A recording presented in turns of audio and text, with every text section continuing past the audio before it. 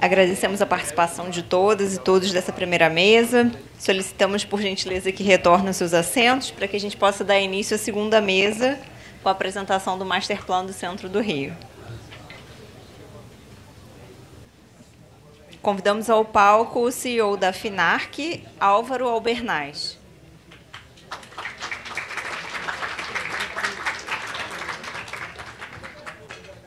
O assessor do Gabinete da Secretaria do Patrimônio da União, SPU, João Carlos Barbosa Carneiro.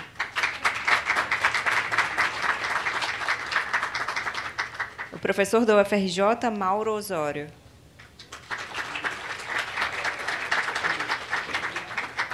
O CEO da Urbanacom, Carlos Fernando Andrade.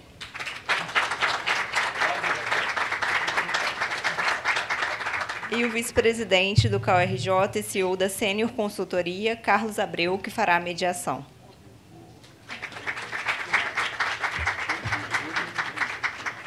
Com a palavra, o vice-presidente do CAURJ, Carlos Abreu. Bom, boa tarde a todos novamente, mas vamos iniciar. Eu acho que estão todos curiosos. Nós vamos, então, quero iniciar com a apresentação da SPU.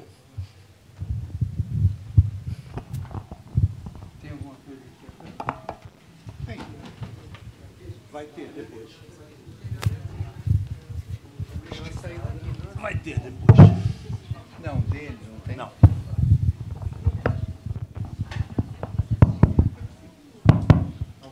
Esse está. Alô? Eu acho que esse está. Funcionou? Funcionou. Boa tarde, eu sou João Carlos Carneiro. Eu sou, como os Osmar, sou engenheiro em nome da ministra Esther Dweck. Agradeço em nome do CID, em nome do Carlos, esse convite para estarmos aqui falando um pouquinho sobre Secretaria do Patrimônio da União e Patrimônio Público Federal e o Programa de Democratização de Imóveis da União. Eu estou usando aqui uma pequena apresentação que é da própria ministra, que ela fez recentemente na Frente Nacional dos Prefeitos, e eu vou usar um pouco de guia. Eu fiquei muito... Eu sei que o nosso tempo é pequeno, eu tinha colocado alguns slides adicionais, porque eu sempre vejo que as pessoas têm uma necessidade de uma melhor compreensão do que é esse patrimônio e qual é a origem desse patrimônio, especialmente do Rio de Janeiro.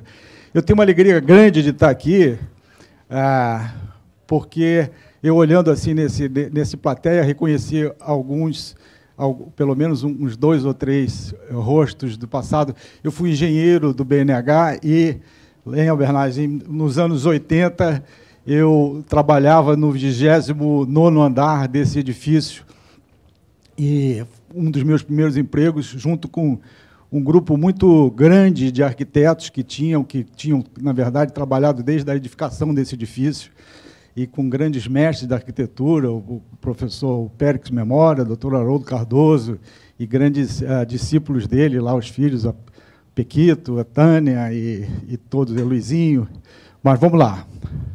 Vou falar um pouquinho disso, que é 15 minutos, né? Imóvel da gente. Pode passar.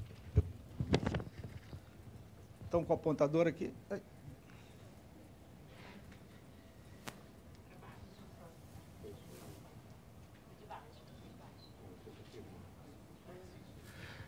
Primeiro, eu vou falar um pouquinho na lógica da mudança, o que esse governo está mudando em relação à lógica de destinação do patrimônio da União.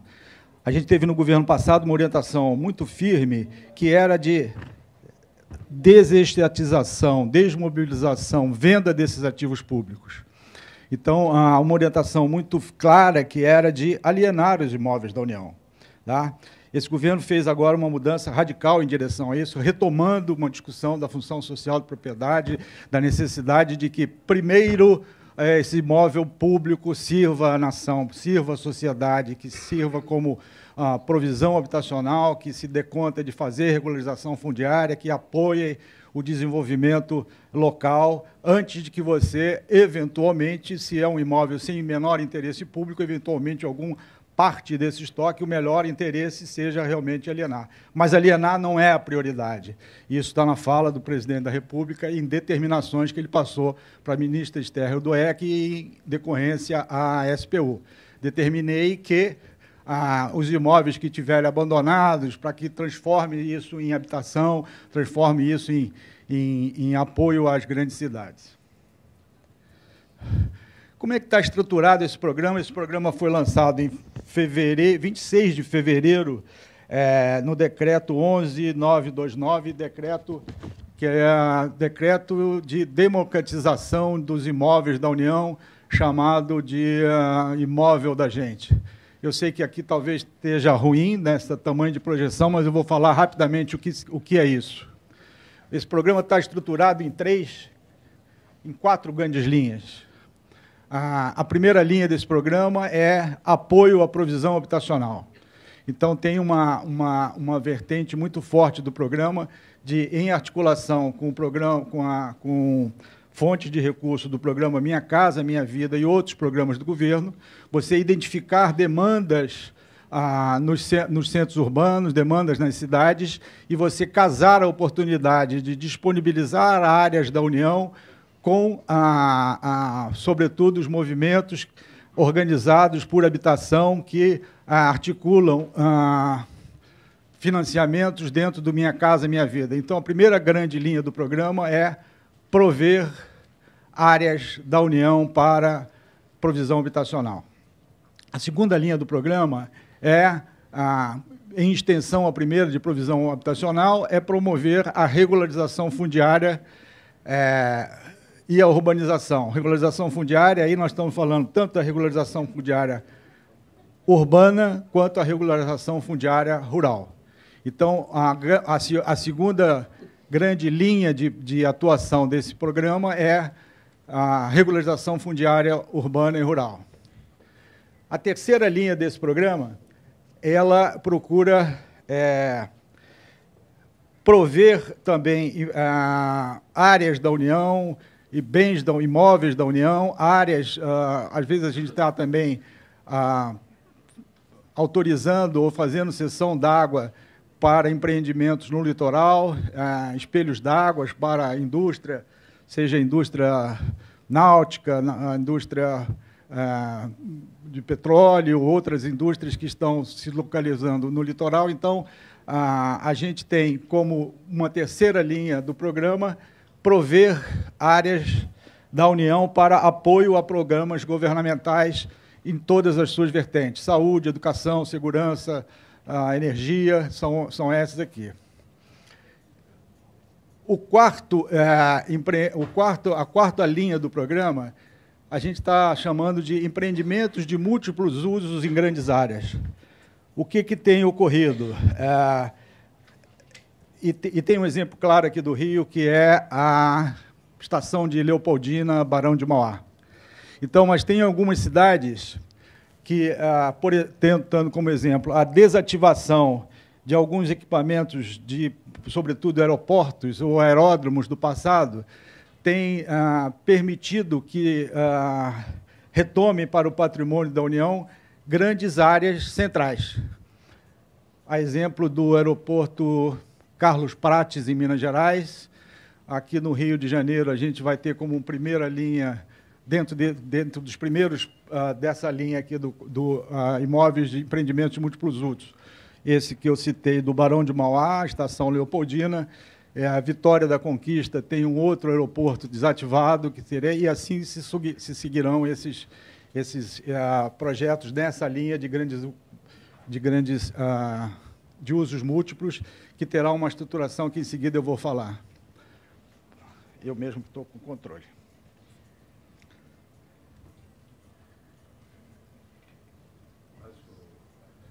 Aqui alguns exemplos de destinações que foram recentes.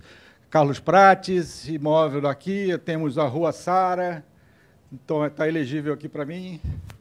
Mas alguns exemplos de imóveis que já estão em andamento nesse processo de destinação nas grandes capitais, não só nas capitais, cidades de porte médio. Tá? O que tem de melhoria institucional? E aí Eu vi o Chicão falando sobre alguma coisa, precisamos desburocratizar, precisa tirar a trava disso aqui, e realmente tem, dentro do ideário do programa, das ações que estão sendo feitas, uma busca de simplificação dos instrumentos, de caracterização, de incorporação, de destinação desses imóveis, a padronização das metodologias de identificação desses imóveis, onde que são, quanto é que valem, para quê, quais são as suas vocações. A gente está num processo interno de transformação digital da Secretaria, que fez 170 anos em janeiro, final de janeiro desse ano, que é para você gerir um patrimônio dessa natureza e desse volume, você precisa fundamentalmente conhecer esse patrimônio, ter dados desse patrimônio. Então, uma grande programa de transformação digital é criar um ambiente de tecnologia que a gente possa ter informações geoespaciais desses imóveis, conseguir cruzar as informações desses imóveis com outras políticas públicas, saber qual é a melhor destinação. Isso que nos traz um pouco aqui é a articulação entre os entes federativos da gestão. Então, desmonta-se uma ideia de que é lá em Brasília que as coisas se dão. Na verdade, o mundo real se dá dentro das cidades, se dá nessa relação Estado-município, Estado. É aqui que é a grande arena, é o grande palco para se resolver as questões que a gente tem, carências de demandas habitacionais, deficiência de infraestrutura, problemas de subhabitação e diálogo e participação social. Isso é uma coisa fortíssima dentro do programa, e é uma diretriz desse governo, é uma encomenda de presidente e é uma encomenda de nossa ministra. Eu vou mostrar nos próximos slides. Estabelecem-se fóruns de discussão sobre o uso desse patrimônio. Então, isso está na portaria de criação do programa, está no decreto de criação do programa, tem portarias já publicadas sobre isso, e em cada estado terá um fórum estadual para discussão do programa. Um fórum composto de 8 membros de governo, estado, município e o governo federal e membros da sociedade civil, inclusive a CAL e outras organizações, movimentos populares. Isso vai ser uma escolha em cada estado, mas não é um grupo permanente, pode se renovar e não é um assunto, não é fechado a esse único grupo. Vamos adiante. Falando comigo mesmo. Vamos adiante.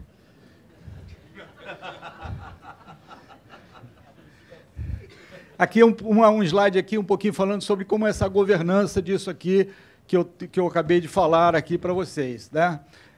A SPU é o órgão central, ela não perde as suas prerrogativas de gestão do patrimônio, tá? Tem a obrigação de receber essas demandas, sistematizar essas demandas, organizar esses diálogos, tá? Tem um comitê interministerial formado pelo próprio Ministério, Casa Civil, Secretaria de Relações Institucionais, Ministério da Cidade. É um órgão de aconselhamento, de diretrizes, de acompanhamento de resultados do programa, de proposta de alternativas para essa gestão do patrimônio. E aqui estão os fóruns estaduais. Os fóruns estaduais são fundamentalmente desenhados para que tenha a possibilidade de ouvir a comunidade, ouvir a sociedade civil organizada, ouvir as entidades de classe. Isso está sendo feito por publicações de portaria em cada um dos estados. Na semana passada foi feita uma das primeiras, que foi em São Paulo, mas o Rio de Janeiro deve ocorrer no decorrer desse mês, não é nesse semestre, mas ainda no decorrer do próximo mês. Eu queria só falar que está aqui comigo, me perdoe, o Carlão. Cadê você? O Carlos é o representante, nosso coordenador da SPU Rio de Janeiro. É ali que vocês vão ter uma porta de entrada para a secretaria, para saber onde é que são os imóveis, quais são esses imóveis, como é que a gente entra, como é que a gente faz, e eles estarão em contato permanente com vocês. Então, esse locus aqui, o Fórum Estadual, é o fórum permanente, onde vocês vão poder dialogar com a parceria. Parcerias estratégicas são essa que o Omar já falou. esses grandes projetos, sobretudo nessa grande área, vai precisar uma postura nova da Secretaria em relação ao olhar dessas áreas. A ministra tem encomendado que a gente, assim, precisamos não só entregar estes imóveis para a administração municipal ou para a estadual, nós precisamos compreender qual é o melhor uso, qual é a melhor valorização, o que de melhor pode se dar de extração dos benefícios desse patrimônio. Então, grandes projetos nessas grandes áreas, sobretudo, vão exigir aquilo que a gente costuma chamar de operações estruturadas ou grandes projetos de múltiplos usos. Discussão com a sociedade, o que queremos fazer ali. Habitação social, equipamentos públicos, alguma área de aproveitamento de imóveis tombados, retrofit, o que nós podemos fazer, e este é um pouco do master plan focado a distrito ali, no caso aqui do Barão de Mauá. Proposta de instrumentos inovadores, isso a gente está trabalhando muito nisso, coisas que o mercado já atua e que precisamos só internalizar no governo federal, como uma prática mais recorrente, tipo PMI, proposta de manutenção de história, parcerias público-privadas, concessões de uso público, cessão onerosa, com obrigação de, ao invés de esse dinheiro ir diretamente para o Tesouro, trocar isso por serviço, por recuperação. O grande problema que temos, e que não é pequeno, é que a carência de recursos para que você tenha a manutenção adequada desses prédios públicos. E a oportunidade aqui não é permuta por obra simplesmente não é uma coisa ainda permitida na legislação, mas você pode trocar permuta por um imóvel atrativo ao mercado, por uma obrigação a construir ou por um imóvel pronto. Aqui, para finalizando aqui, um pouco das entregas que já foram feitas ao longo desse 2023 e o que está previsto aqui para 2024, já nesse primeiro momento, até março, de entregas dentro dessa linha ou dessa nova diretriz de não vender, não alienar imóvel como prioridade, e sim destinar imóvel para uso das cidades. Aqui no Rio de Janeiro, com o Estado, estão para ser assinada esse mês uma cessão de uma área para a Casa da Mulher Brasileira, que é um programa, isso junto com o Estado, deve ocorrer a assinatura talvez na próxima semana. Veio um slide aqui que não é exatamente do Rio, mas é parte da ação que é você passar para os municípios áreas litorâneas, onde eles mesmos possam, tem todo um instrumento da Secretaria, que é construir uma parceria, um termo de adesão à gestão de praia, em que a SPU passa ao município a obrigação de zelar por essa orla e compartilhar as obrigações de cuidar da orla com o próprio município. E aqui o que a gente deve assinar brevemente, talvez na próxima semana, já tem um compromisso de um primeiro momento do próprio presidente no evento de lançamento do programa, que é o Barão de Mauá. O retrofit, a recuperação do prédio, a BNDES está trabalhando nisso com a Prefeitura já há algum tempo.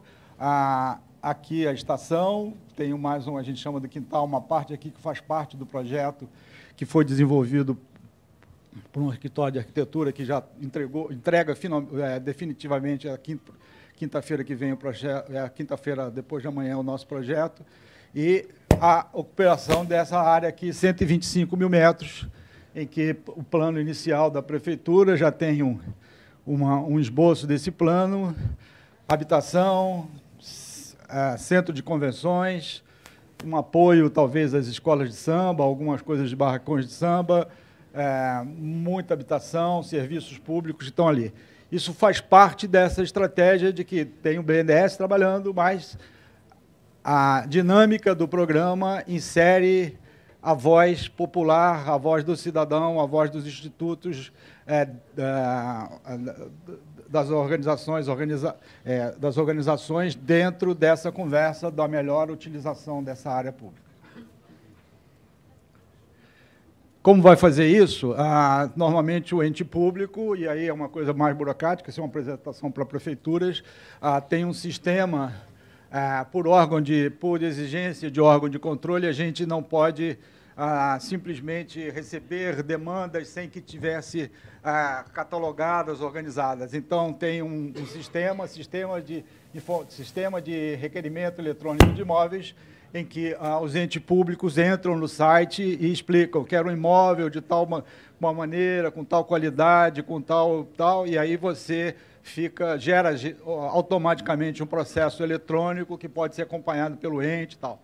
Mas toda essa conversa e todo esse detalhamento dos imóveis, da utilização dos imóveis da União no Rio de Janeiro em relação à melhoria do centro da cidade pode ser detalhada depois com nossa vinda aqui, outros diálogos e, sobretudo, com a superintendência que eu citei ali, o Carlos.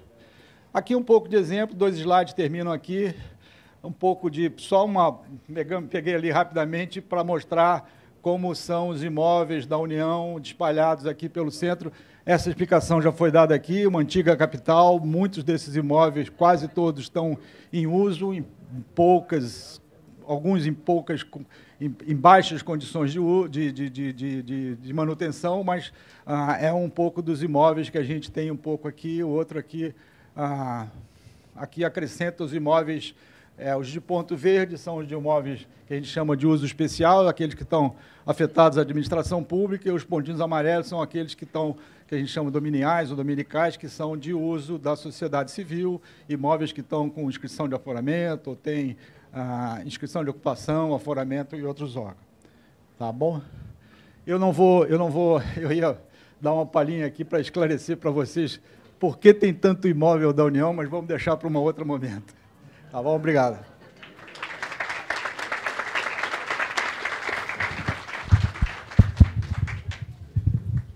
Agradeço. Por favor, nosso Álvaro Albernaz fazer a apresentação do nosso projeto Masterplan, por favor. Senta aqui.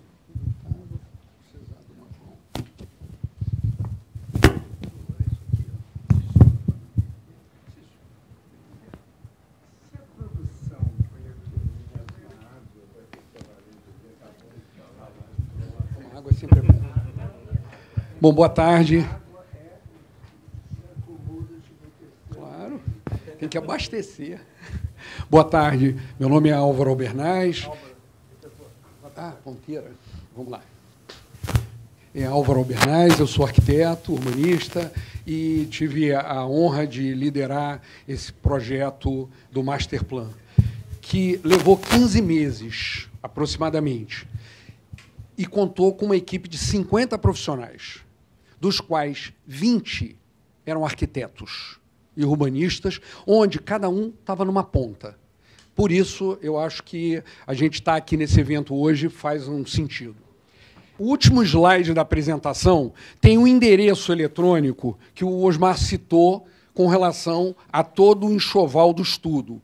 São aproximadamente 1.500 páginas de relatório. E também tem esse volume, que é um dos anexos, que todo mundo pode ter acesso e pedir para imprimir e, de alguma forma, ter isso na mão. Esse é o estudo que nós vamos estar trazendo aqui para vocês agora. Vamos dar uma acelerada? Embaixo? Ponto. Gente, o primeiro detalhe nesse estudo é que a prioridade sempre é o ser humano. Em tudo que a gente analisou, a prioridade é trabalhar com o Índice de Desenvolvimento Humano Municipal. Então, sempre olhando a questão de educação, renda e a questão de longevidade. Em todas as discussões que a gente fazia, o pano de fundo era isso. Importante deixar isso claro para entender que não tinha uma prioridade aqui de capital. Tá? Vamos lá. Bom, memória, isso é um assunto extremamente relevante para a gente. Por que é relevante? Em 1976, o pessoal aí de trás não vai enxergar esse número, ou esse nome, nós tivemos o poder público, através do 322, dizendo para o mercado, olha, habitação não é desejável aqui no centro. Vamos seguir em frente. E, a partir daí, o mercado todo se mobilizou para a Zona Sul, Zona Oeste, Baixada Fluminense, ou seja, espraiou. E aí a gente tem, em 2021, o poder público decreta, através do Reviver Centro, olha, morar no centro é legal, é bom, está incentivado. Repara, isso é uma mudança de cultura, que nós passamos por N fases e agora estamos discorrendo para um novo desafio. Então, a gente não pode perder esse time de vista. Sabe por quê? Porque a gente quer tudo para ontem. E esse projeto é para 30 anos. Não se constrói uma cidade no porte que a gente gostaria, do tamanho do centro, de hoje para amanhã. É um processo de longo prazo, sim. Então, a gente precisa ter consciência disso. E estamos dando passos para frente. Então, memória é para esse sentido. Vamos lá. Estamos falando do projeto inovador. Por quê? Porque a gente consegue, no mesmo projeto, falar de um projeto urbano e de um projeto de estruturação imobiliária, que não é comum se fazer. Então, a gente conseguiu olhar para todas as frentes para que a gente conseguisse identificar a viabilidade. Imóveis públicos subutilizados. Não preciso bater na mesma tecla aqui. O centro do Rio é um grande depósito de imóveis públicos, que estão subutilizados, vazios, invadidos, ocupados, como a gente queira determinar. Então, a gente tem que entender que o artigo da Constituição, para cumprir a função social da propriedade, tem que começar com o ente público. E a gente tem que olhar para isso, ajudar o ente público a dar esse passo. Região a ser integrada. A gente precisa lembrar que, de 4 em 4 anos, a gente tem um soluço político. E esse soluço é que o ente público quer fazer um determinado projeto. Não dá para fazer um projeto com a dimensão do centro expandido que a gente conseguiu construir. E nós estamos falando de uma área que é 2 vezes Copacabana. São 800 hectares, da Quinta da Boa Vista ao aeroporto Santos Dumont, da área do Porto até o final da Lapa. Esse é o centro expandido, gente. 800 hectares. Integrar isso tudo foi o primeiro e grande desafio que o BNDES colocou na mão dos profissionais. Projeto de longo prazo, já falamos, e ouvindo a sociedade. Esse trabalho contou com pesquisa quantitativa de grau acadêmico, onde analisamos 3 grupos de 100 entrevistados, em que nós tínhamos um grupo voltado para que morava no centro, 100 que trabalhava no centro e 100 que desejava morar no centro. Fizemos 25 entrevistas qualitativas de 1h30 com todos os representantes 360 graus da indústria imobiliária. Então, fora eventos que nós fizemos de escuta de 1 semana completa dentro do BNDES, foram 2 eventos desses, para que a gente ouvisse todos os representantes, para que a gente pudesse ter as aspirações bem identificadas. Estrutura do Masterplan, fizemos desde as vistorias nos imóveis, passando por pesquisas de demanda. Não adianta a gente fixar o que vai ser lá na frente aquele imóvel, se por um acaso não existe demanda, se não tem alguém que queira aquilo. Então, a gente precisa estar alinhado à perspectiva do mercado. Vamos seguir aqui para a gente entender. Esses pontinhos escuros aqui são os imóveis que nós tivemos acesso. Iniciou com alguma coisa em torno de 150 imóveis e escolhemos 75. Dos 75 passou para um segundo estágio, 46 imóveis, que foram estudados em profundidade, inclusive com viabilidade econômica, financeira e jurídica, para que o ente público pudesse ter um cardápio de como é que ele poderia auferir renda com aquele ativo. Bom, basicamente é isso. Vamos lá. Esse é o quadro que eu reputo de mais... É o DNA do projeto. Por que é o DNA do projeto? Gente, para tornar um espaço, um território com um grau de vitalidade econômica, a gente precisa...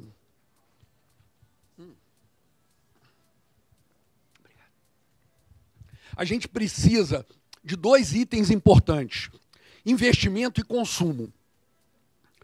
Consumo, gente, é ter pessoas na rua consumindo. Então, a gente precisa olhar para qual é a tendência. Não é assinar um decreto e dizer, a partir de agora, esse território vai ficar bonito. Não é assim que funciona. Então, a gente tem que estimular através de segmentos âncoras. Então, vamos lá. Qual é o primeiro segmento âncora que a gente definiu? Indústria residencial. Por quê? Através dos estudos, a gente identificou o baixo grau de densidade habitacional. Existe um procedimento natural que é o hábito de consumo. Quando você mora, você tem a região primária ao redor da sua habitação, onde você tem um consumo imediato. E você precisa, a partir desse consumo, você ativa toda a indústria que está ao lado, todo o comércio, todas as atividades econômicas que dão suporte a isso. Então, esse era um primeiro âncora. Uma outra âncora, o institucional. Vamos lá. O centro do Rio sempre foi a capital do poder público. E tem que voltar a ser. Não pode ter uma área do poder público, qualquer que seja, municipal, estadual, federal, fora do centro do Rio. Não dá. Tem que estar todo mundo aqui dentro. Terceiro, olha lá, educação. É claro que com o aumento residencial, nós vamos ter aumento educacional de primeiro, segundo grau, etc. e tal. Agora, institucional, a questão das universidades. A gente precisa ter a filosofia de voltar a ter as universidades, e aí não é uma, são todas as universidades, ocupando o território do centro do Rio. Como foi no passado, nós temos hoje presença, a Universidade Federal, a UERJ, a UF, alguns programas de pós-graduação, e a gente precisa voltar a tê-los aqui. Isso é fundamental. Saúde, é claro que a gente, em matéria pública, a gente tem um parque hospitalar muito generoso no centro, porque ele absorve a centralidade. A gente precisa terminar a expansão do INCA e precisa abrir espaço para essa nova dimensão de moradia para algum hospital privado, porque o habitante não necessariamente precisa ser atendido no hospital público. Aí tem uma ordem que vai ser criada. Tecnologia e inovação, gente, já foi dado um grande passo, o INPATEC, na região portuária. Isso é importante, isso é um patrimônio para que a gente possa ingressar dentro desse segmento, que é o segmento de tecnologia e inovação. Bom, turismo, cultura, não preciso falar. Nós estamos sentados numa região que tem aproximadamente 5 séculos de história. Nada que aconteceu no Brasil não aconteceu dentro do Rio de Janeiro. Ou seja, a gente pode não ter um grau de profundidade, mas a gente tem um grau de permanência. Então, isso é muito importante e relevante. A gente precisa trabalhar com isso. Então, gente, esse é o DNA. Porque, a partir daí, a gente começa a ter os insights para olhar as potencialidades de cada imóvel. Bom, agora vamos passar rapidamente para a organização do território. Como é que a gente desenvolveu? A gente vai falar aqui, tá? São 7 macrozonas. Na verdade, o centro expandido são 7 regiões. E isso envolve 9 bairros. Nós vamos falar sobre a estratégia de como ocupar esses imóveis. Vamos falar sobre a unidade de vizinhança, a mobilidade de alta capacidade, fundamental, sistema viário e o foco de sustentabilidade. Então, vamos lá, gente. Esse é o primeiro item que faz uma divisão em 7 regiões, porque o centro não é um só. Cada um tem uma característica, cada um tem um adensamento, cada um tem uma potencialidade diferente uma da outra. Então, para nós, isso foi fundamental para saber o que a gente podia incentivar determinado imóvel e determinada região para com a ocupação natural histórica da área. Então, esse foi uma primeira camada. Segunda camada, como é que a gente prioriza? Em determinadas regiões, aí a gente está falando, não sei se vocês vão conseguir ver, mas a linha rosa aqui. Linha rosa significa as âncoras. Ou seja, esse imóvel que a gente teve a sorte de fazer parte, esses imóveis, eles iriam estar fazendo uma ancoragem nessa região. Então, a atividade que se for colocada ali vai conversar com toda aquela região para a qual ele está sendo designado. A importância de não fechar, abrir, integrar. O azul, nós estamos falando de área de apoio. Então, eu vou dar um exemplo nessa região onde tem 2 imóveis. Isso aqui é um apoio. Por quê? Porque está do lado do Porto Maravilha. O Porto Maravilha, para nossa concepção, foi escolhido como âncora. Ou seja, então os imóveis que a gente tem ao lado dele vão ser para apoiar o projeto. Não é para competir com ele nem desvirtuar. Depois a gente tem alguns imóveis que entram na categoria de acupuntura urbana, ou seja, só uma ação naquele imóvel repercute na região. E o último são imóveis de reconversão, ou seja, retrofit. E isso está muito localizado no centro antigo. Agora nós estamos falando para unidade de vizinhança. O que é isso? 25 unidades de vizinhança. Vocês estão enxergando a parte cinza? Essa parte cinza significa o seguinte, gente, carro não é bem-vindo nesse local. Todo o tráfego que vai ser feito nessa região é um tráfego acalmado. A prioridade de tráfego de veículo aí dentro é veículo de morador ou de serviço público. Então, a ideia é que aí sejam subbairros. Fecha o olho um pouquinho, pensa como é que é o centro hoje, imagina que você vai morar num lugar que é 300 metros, é como se você estivesse num bairro. Se alguém conhece Copacabana, bairro Peixoto. Olha, a ideia é essa, é trazer 25 subbairros para que a gente possa ter convivência. E aqui a gente começa a olhar para as vias de acesso. E vias de acesso, nós estamos falando de bulevar azuis e verdes, os principais.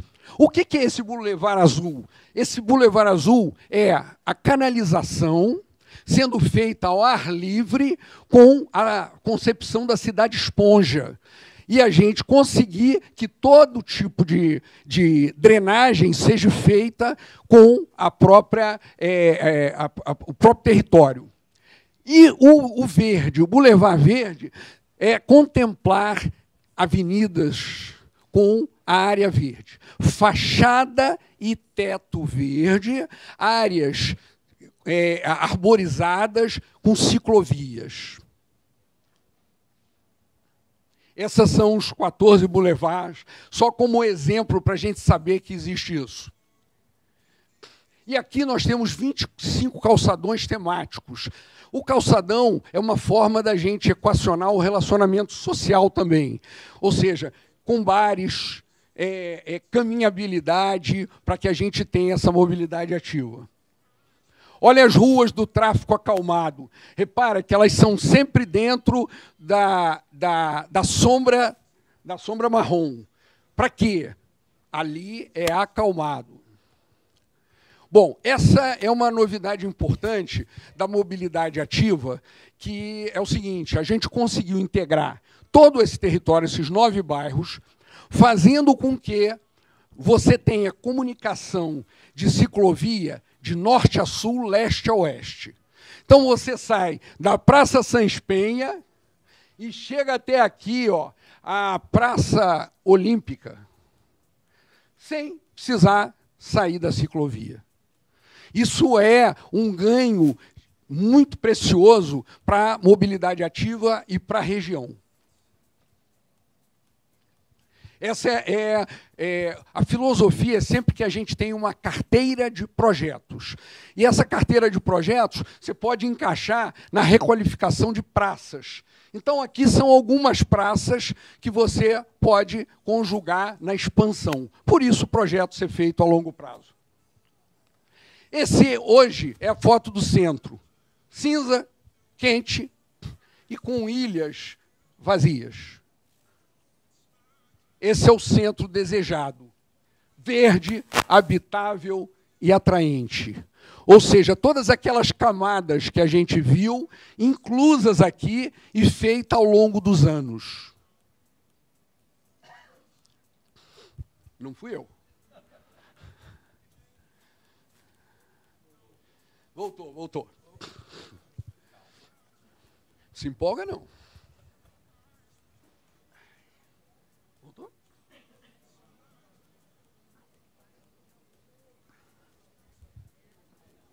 Tá duro na queda, hein?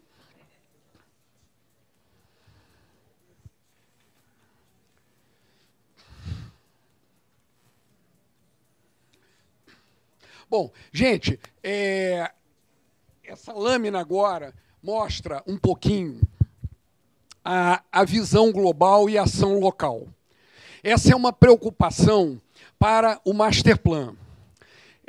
Por quê? Porque a gente tem, como o Osmar bem falou, a gente tem que ter uma visão completa do que é. Conseguir enxergar todo o nosso território. A partir do momento que a gente consegue enxergar o território, consegue entender um pouco a relação causa e efeito, a gente consegue entender qual é a ação que a gente pode fazer no imóvel X, Y ou Z.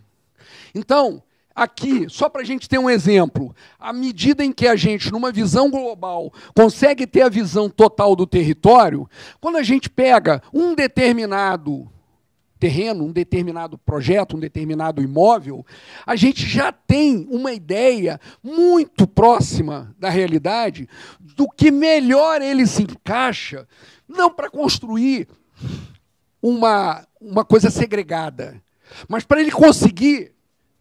Eita berra! Mas para ele conseguir estar integrado a um todo. Esse é o grande desafio do Master Plan. É integrar a cidade, essa região central, ela tem que ser pensada de uma forma. Eu lembro que todo o processo de licitação no BNDES, a gente apresentou a nossa visão do centro, antes de estudar, que era quase que um Frankenstein urbano. Você tinha várias intervenções feitas, pedaço por pedaço, uma coisa não falava com a outra. E a gente não otimizava os espaços.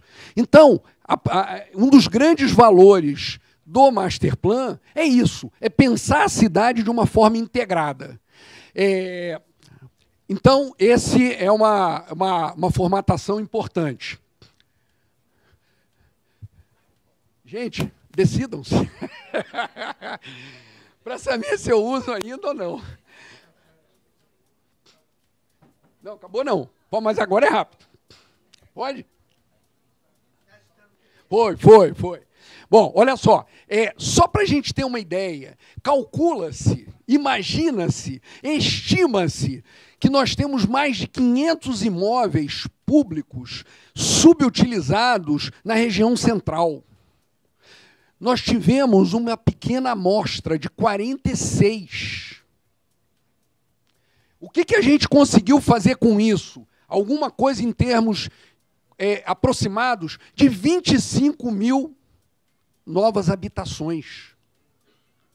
A gente conseguiu, a partir disso, gerar 40 mil novos postos de trabalho. Gente, é bandeira. Isso é para longo prazo. Eu não vou estar aqui do meio para frente, e vocês precisam levantar essa bandeira, cumprir a função social da propriedade dos imóveis públicos. Olha só o finalzinho. Olha a maquete eletrônica. Os laranjas foram os imóveis que nós estudamos para que desse a vitalidade em toda essa região. Olha a parte do porto. Prédio à noite, a sede atual da Polícia Federal, o Moinho Fluminense na Praça Harmonia.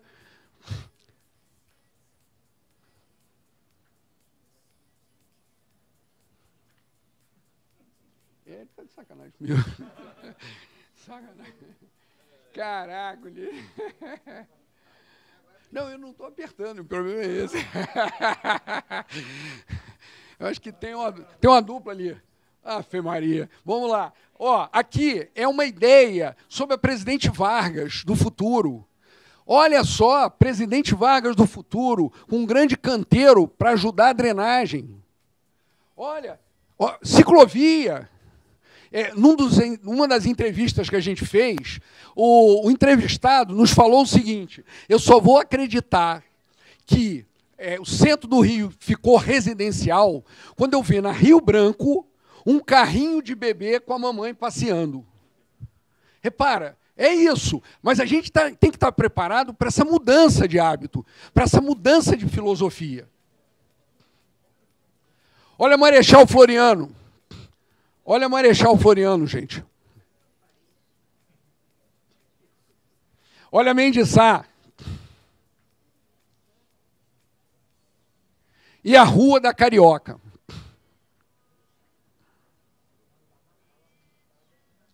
É isso. São esses os imóveis? Não necessariamente. Pode ser que sim, pode ser que não. Mas a gente tem que conscientizar o poder público que não dá para esperar 30 anos para definir quais são os imóveis. A gente precisa ajudar eles, facilitar com a legitimidade do empoderamento da sociedade. Gente, quem quiser, fotografa aqui que é o endereço eletrônico de onde está todo o relatório do BNDES com a apresentação, enfim, está tudo ali dentro. Gente, obrigado.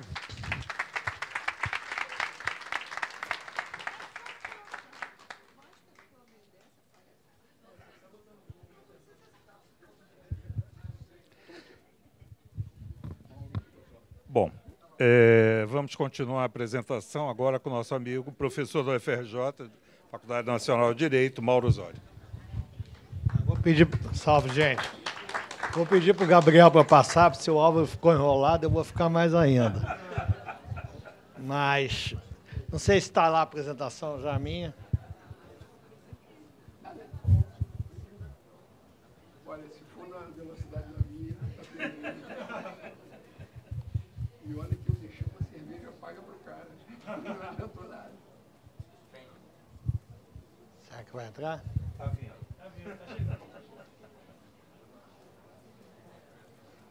Bom, vamos lá. Obrigado aí ao Álvaro, saudar todo mundo aqui, o Osmar, o Carlos Fernando, nosso companheiro aqui de mesa também, Glória, minha chefe, minha amiga, Gilberto, nosso querido amigo aí, batalhador pelo Rio de Janeiro, enfim, e nosso presidente do IPP, Manuel, que está com uma tarefa agora importante.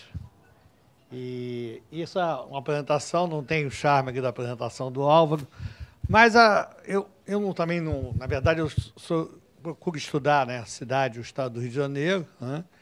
Não sou especialista aqui no centro do Rio, acho que a gente tem que pegar esse master plan aí, tá estudando e lendo ele, vendo o que pode ser feito e o que não pode. A minha ideia é mais, depois o Carlos Fernando vai falar, deve falar muito mais do centro do que eu, é trabalhar um pouco a cidade e o centro, né? Na nossa avaliação, nosso grupo de pesquisa lá da FRJ, a cidade do Rio de Janeiro tem que ser o hub de um estado. Eu estava ontem conversando com o Manuel, estava dizendo que quando eu fui presidente do IPP, eu botei um mapa da cidade de um lado e um mapa do estado do outro. Então, a gente tem que integrar esse estado, é um estado pequeno, é um estado urbano, basicamente urbano, e a cidade do Rio acho que tem que ser um hub, o centro tem que ser o hub da cidade do Rio. E o problema é que nós temos, quer dizer, uma crise estrutural muito pesada na cidade e no estado. Nós temos uma cidade que diminui população, né? Se não me engano, no último censo aí, quer dizer, foi Rio e Salvador que tiveram maior diminuição de população. Se a gente tem uma cidade que diminui a população e a gente quer, nessa cidade, ampliar muito a população de uma região que dá 2 Copacabanas, a gente vai ter que ter uma estratégia muito arrumada, muito agressiva, quer dizer, com muitos instrumentos, né? E, enfim, não sei se... Bom, e eu acho, Álvaro, que um dos pontos centrais que ele colocou ali, eu acho que é realmente a administração pública, né? E botou a questão da inovação. Aí você disse que com o Instituto de Matemática Pura e Aplicada, isso já está em boa parte resolvido. Aí eu começo a ficar preocupado, porque o INPA é uma coisa pequena, principalmente no espaço, são 2 Copacabana. O pai foi fundador do Instituto de Matemática Pura e Aplicada, eu tenho o maior orgulho disso, deve ser talvez a instituição de pesquisa brasileira hoje com o maior prestígio internacional. Então, como ícone é uma coisa importante, mas como densidade de tecnologia e inovação para a gente redinamizar uma região que equivale a 2 Copacabanas, eu acho que é muito pouco, né? E aí eu vou passar alguns dados mostrando aqui, quer dizer, a crise do Rio, e depois uns dados também do centro do Rio, e vou procurar também ser rápido, né, porque a gente tem pouco tempo aqui, mas tem Álvaro, já queria colocar um ponto aqui para discussão, porque realmente a gente vai ver pelos dados aqui que o emprego público é fundamental no centro. Então, realmente, você ter a administração pública aqui é importante. Mas eu vou trazer uma discussão de alguma coisa que a gente já defende há algum tempo, que na verdade, a prefeitura tem um centro administrativo, né, aqui no centro. O governo federal tem muitas áreas. O governo do estado não tem um centro administrativo. Uma época ele ficou lá no Banejão, né? Hoje está a Alerj lá, muito bem instalada, mas eu acho que a administração do governo do estado ela tem que ir para a Pavuna. Tá certo? Eu acho que a administração pública ela tem que estar onde está a população. Nós temos uma cidade metropolitana e os administradores públicos eles têm que estar onde estão os maiores problemas. E a Pavuna dava para construir um belo centro administrativo, está do lado da Baixada, tem trem chegando, tem metrô chegando, e nós estaríamos onde estão os maiores problemas do Rio de Janeiro e a grande maioria da população, que é a zona suburbana e que é a nossa Baixada Fluminense, que até ontem também eu e o Manuel e o Carlos Fernando estavam conversando sobre isso. Então, talvez, Álvaro, claro que o setor público é importante, a gente vai ver pelos dados, mas talvez aí eu abra uma possibilidade de divergência de discussão, que eu defendo que tenha um centro administrativo, o governo do estado, que hoje não tem. Primeiro, o governo do estado está falido, né? Ele precisa se reestruturar, isso é o fato, e está aí agora o governador com essa coisa, enfim, concordando que, na verdade, nós vamos quebrar ano que vem de novo, caso não haja uma mudança bastante grande, vamos atrasar salário de novo, e isso é que os dados fiscais, de fato, mostram. Mas, então, novamente, o Estado, a cidade e o Estado tem que se reestruturar, ter um projeto, e o centro do Rio ser um hub da cidade do Rio, dessa cidade metropolitana, e a cidade do Rio ser o hub do Estado, mas abrindo a possibilidade, necessidade de ter um centro administrativo do governo do Estado, mas abrindo aí a proposta de repente, nós fazermos isso ali na Fazenda Botafogo. Tem área, tem transporte. Muito funcionário público provavelmente não vai gostar de trabalhar lá, né? Mas, enfim, eu acho que a gente tem que estar onde estão os problemas. Vai, Gabriel, vai passando aí para mim. Essa é uma transparência que a gente organizou, né, já tem algum tempo, que é onde está a população e onde está o emprego, né?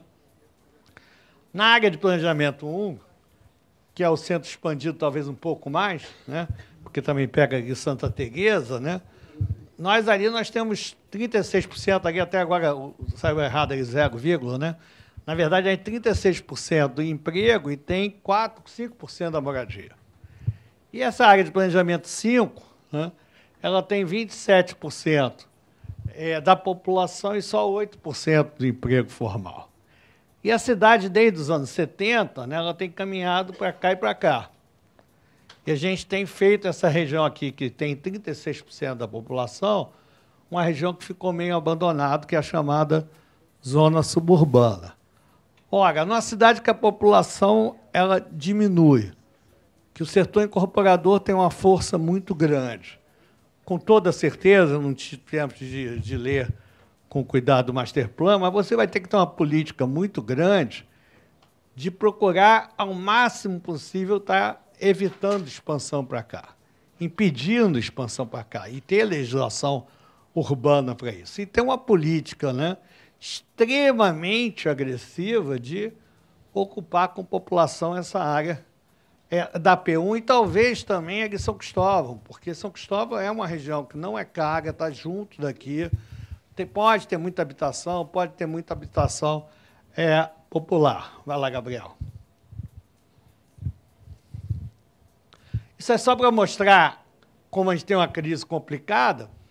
O Álvaro fez ali uma memória que subia e descia. Pelo que eu estudo, a gente só desce.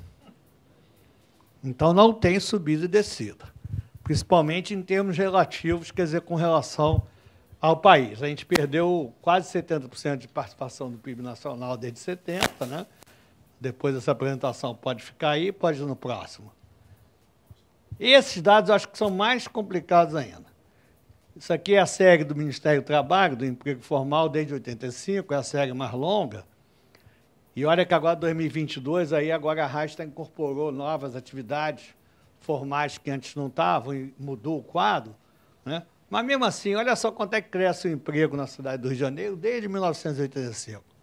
20%. Olha o Brasil, 157%. Ou seja, a gente tem uma estagnação brutal.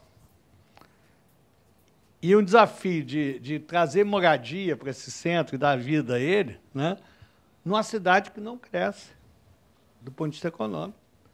Eu moro na Zona Sul, estou com 68 anos, morei quase minha vida toda na Zona Sul, morei na Tijuca, Zona Sul, que é a área de planejamento 2, né? Eu nunca vi tanta gente na rua pedindo comida, outro dia um senhor me pediu uma garrafinha de água que eu estava tomando, né? Então, a gente tem, de fato, quer dizer, eu não acho que seja exagero meu, né? E a gente tem, de fato, de estar pensando como é que tira o Rio dessa crise e qual é a estratégia para o centro dentro desse cenário. Mas, ou seja, ter crescido 20%, a cidade de São Paulo cresceu quase 70%. Então, é uma crise estrutural muito pesada. Não é brincadeira, não é pessimismo do Mauro Osório, né? Vai lá. As razões da crise, eu vou falar muito sucintamente, a gente teve a transferência da capital, sem compensações, segura um pouquinho. A gente tem, pode passar logo. A gente tem muito pouca reflexão sobre o Estado do Rio de Janeiro. Vou dar só um dado aqui, que o pessoal do turismo quase bate em mim quando eu falo isso, mas a Prefeitura do Rio de Janeiro, as pessoas acham que o Rio de Janeiro tem um tamanho no turismo que não tem. A Prefeitura do Rio de Janeiro, dados da Prefeitura, a receita de ISS no mês do Carnaval é menor do que na média dos demais meses do ano. Tá? Então, a gente precisa conhecer esse Estado e essa cidade. O IPP tem que ser reestruturado. O Manuel está lá agora brigando para fazer isso, espero que tenha sucesso. Tem que ser o nosso IBGE e IPEA municipal, né? A nossa Fundação CEPER tem que ter menos fantasma e mais estatístico e economista. A gente precisa também organizar isso, né? E a gente precisa pensar essa cidade, esse estado. Nós não temos tradição disso. Vou convidar todos, que agora o Fórum de Reitores foi criado recentemente, a gente conseguiu várias emendas parlamentares e a gente vai estar construindo, com todas as universidades públicas, instituições públicas de ensino superior do Estado de Janeiro, um programa permanente de pesquisa sobre o Estado, exatamente para a gente entender mais essa cidade e esse Estado. O Arnaldo Schier fez um livro em 70 chamado Rio Ano 2000, e ele dizia lá que nos anos 60 o carioca descobre com relação ao conhecimento local não passa de um turista apressado. Aquela pessoa que foi em vários lugares e não sabe mais o que viu aonde. Infelizmente, até hoje, nós somos, em boa medida, turistas apressados. E a gente precisa entender melhor essa cidade, esse Estado, precisa ter políticas e estar levando a discussão com a sociedade para a gente entender que crise é essa, por que a gente cresceu tão pouco? Por que a gente tem tanto problema aqui? Por que na cidade do Rio de Janeiro tem a segunda maior taxa de mortalidade materna entre todas as cidades brasileiras com mais de 1 milhão de habitantes? Então, eu não estou falando de pouca coisa aqui, né? E se a gente não entende, dá raiva. Se dá raiva, dá um Milei. Então, a gente é quem xinga mais, não é isso? É o mais antissistema, né? E a gente está vendo, né? O professor universitário imagina, né? Já estou triste no FRJ, imagino meus colegas lá na Argentina. Então, a gente precisa estudar o Estado do Rio de Janeiro. Pode ir. E tem uma lógica política, que eu não vou poder entrar aqui, mas o assassinato da Marielle, que se descobriu agora recentemente, falam por mim. A gente precisa mudar a política na cidade, no Estado do Rio de Janeiro. Pode ir em frente. De fato, ali naquele mapa, falava que de 2015 para cá a coisa piorou, e piorou mesmo, né? A gente perdeu 150 mil empregos de janeiro de 2015 para cá. A crise aqui, a partir de 2015, foi muito mais funda. O Brasil já está gerando 5 milhões de empregos. A cidade do Rio ainda perde 150 mil com relação a dezembro de 2014. Pode ir. De fato, para não falar só de coisa ruim, né? Recentemente estamos crescendo um pouco acima da média nacional, mas está longe da gente ter saído dessa crise estrutural. Pode ir.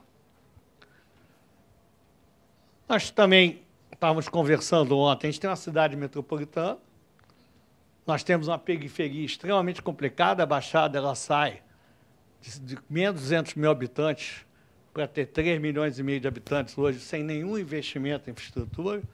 Então, a gente tem que pensar essa cidade metropolitana. A gente está na Pavuna, tropeça, está em São João de Meriti, pode ir. E aí, nessas coisas que a gente precisa entender o Rio, eu trouxe alguns dados assim que estão fora do senso comum sobre a cidade do Rio. A cidade do Rio, ela nunca foi só uma cidade burocrática. O Lessa fala bem disso, Carlos Lessa, lá no Rio de Todo o Brasil. Cidade de 2022, 80% do emprego na cidade do Rio é seletista. Tá? Claro que a gente não está, aqui no seletista também está Petrobras, também está BNDES, mas você tem muito menos servidor público na cidade de Janeiro do que o senso comum imagina. Até porque a gente tem muito servidor federal, mas o governo do Estado quase não tem servidor hoje. Então, uma coisa compensa a outra e só 20% dos trabalhadores formais na cidade de Janeiro são serviço público. Pode ir. Formal ou informal, a gente também estava conversando sobre isso. A cidade do Rio de Janeiro, 66% é formal, então a informalidade do emprego aqui também eu acho que é bem menor do que o senso comum imagina. Vai lá. Ainda tem muito emprego em indústria de transformação na cidade do Rio, e a nossa periferia metropolitana é um deserto produtivo. A cidade do Rio de Janeiro tem mais emprego na indústria de transformação, e não estou botando aqui petróleo, do que todos os municípios da região metropolitana, os demais juntos. Pode ir? Bom, aí já entrando aqui nos dados, quer dizer, aí eu botei aqui 2019, para não pegar os dados da Covid, e, de fato, quer dizer, né, Álvaro? Quer dizer, ou seja, o Rio tem 461 mil empregos, quer dizer, o Rio não, o centro do Rio, o centro expandido, 461 mil empregos formais. E é basicamente serviço e administração pública. A administração pública, eu acho que tinha que conversar com a prefeitura, eu já falei sobre isso, muitos empregos da prefeitura que estão catalogados como estando aqui na Zona Central e Portuária, na verdade, não estão. É por causa do centro administrativo. Então, isso é uma coisa importante da prefeitura avaliar isso, e quando ela passar a mandar esses dados para a RAIS, ela mandar corretamente. Até porque, por exemplo, parece que não tem um emprego público em Bangu, a última vez que eu olhei esses dados. Então, também para a gente entender o que tem hoje de emprego no centro, além de entender o que é home office atualmente, né? Passei agora na Petrobras, não sei, talvez me disseram que hoje não tem uma pessoa trabalhando lá, que o prédio, inclusive, está fechado, né? Então, isso também é um problema que a gente precisa discutir, mas precisa entender também melhor, né, desses 461 mil, por exemplo, do serviço público, o que de fato está aqui no centro, para a gente poder ter uma política. Vai lá. Isso aqui é o crescimento aqui na portuária da administração pública, então, já dentro dessa proposta, volta na anterior para a gente ver, que a gente tem 75 mil empregos ali na portuária, pode ir, vai. E por esse dado, uma boa parte disso, olha o crescimento de 9.000%, né? Quer dizer, entre 2010 e 2021, então, deve ter ido muita coisa para lá e é interessante a gente estar olhando isso. Pode, por favor.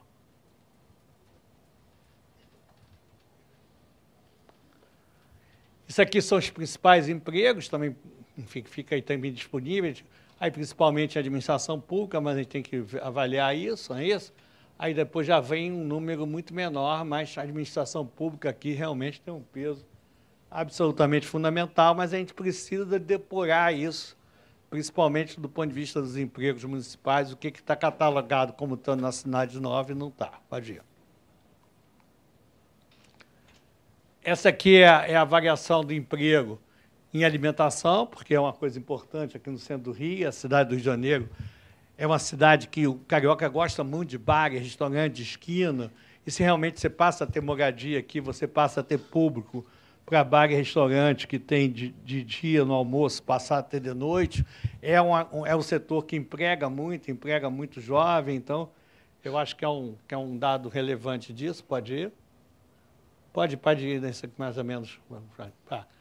Gente, esse também é um dado que voltei aqui à crise do conjunto da cidade, né? Nós temos uma taxa de desemprego para jovens aqui na cidade do Rio de Janeiro, né? Tá certo? Quer dizer, de 22%. São Paulo é 15%, né? Vitória é 14%. Então, novamente, a gente tem uma crise maior na cidade do Rio de Janeiro, no estado do Rio de Janeiro. Pode ir. Pode ir, que eu vou passar, porque a gente já está um pouco tempo aqui. Bom, se a gente pensar que na cidade e no estado, bota aí, por favor. Eu acho que a gente tem que pensar esses complexos produtivos, que aí articula indústria e serviço e saúde, indústria, serviço e petróleo. Petróleo, 75% dos fornecedores da Petrobras estão fora do estado do Rio de Janeiro. Aí agora no PAC o governo federal diz que o estado do Rio de Janeiro é o mais beneficiado. Mentira. Porque, na verdade, 2/3 daquele dinheiro é petróleo e gás. Só que, na verdade, a Petrobras ela contrata fora do estado do Rio de Janeiro. Ela é um enclave no estado do Rio de Janeiro. Então, a gente precisa, novamente, estar procurando discutir o nosso estado para não dar de bobo da corte. Aceitar que o governo federal diga que o estado é o mais beneficiado e não vai ser. A verdade é essa. Se voltar a ter indústria naval, muito provavelmente não vai ter um navio feito no estado do Rio de Janeiro. Nenhum. Pelo que conversei com a Transpetro, com a direção da Transpetro. Então, a gente precisa estar entendendo, estar discutindo. Pode ir. Setor serviço, eu acho que essas são as atividades também que a gente tem aí mais potencialidade, né? Pode ir. Vai. E o centro, eu acho que tem que pensar a habitação, como vocês colocaram, né? Tá certo? Quer dizer, política de habitação para servidor público também pode ser, pode pensar. E tem muito... Segura aí, Gabriel, por favor. Tem muito também, pelo que eu conheço do trabalho do Raimon, que é deputado federal, tem um trabalho muito grande com o pessoal de ocupação, acho que tem muita ocupação no centro do Rio. E a gente tem que pensar aí como é que a gente pode dar título, talvez, de propriedade para esse pessoal, ver como é que pode ter de apoio em relação a isso, né? Como eu falei antes, eu acho que São Cristóvão é uma área também de expansão importante. Novamente, Sérgio, nós somos uma cidade que a população diminui. Se a gente quer trazer gente para morar no centro, vai ter que ter uma política muito agressiva, que não pode deixar pelo mercado, de haver uma prioridade para investimentos em habitação no centro do Rio e com todos os problemas que tem, porque tem muito prédio no centro do Rio que foi criado para ser comercial e aí não tem gás, aí não tem esgoto para fazer retrofit para ser moradia. Ainda tem essa dificuldade adicional, né? Vai lá. Política de uso dos imóveis públicos, né? Que vocês já colocaram aqui, vai. Criação de uma ambiência comodativa para residencial, como você estava colocando. Pode ir, por favor. Economia da saúde no centro do Rio, acho que, de fato, é uma potencialidade. A área de saúde é muito forte, gente. Do ISS da Prefeitura do Rio, 3% vem do turismo, 24% vem da saúde. E aí eu acho que, de fato, a área central é uma área forte para essa área, como vocês colocaram ali. Pode ir. Aí já terminaram. A parte de educação, né? Vai. Eu acho que a questão do metrô, quanto mais ele for um hub, eu acho que isso também pode favorecer o centro. Pode ir. Vai. O BNDES está trabalhando com essa coisa do Valongo, é uma coisa bacana, pode ir.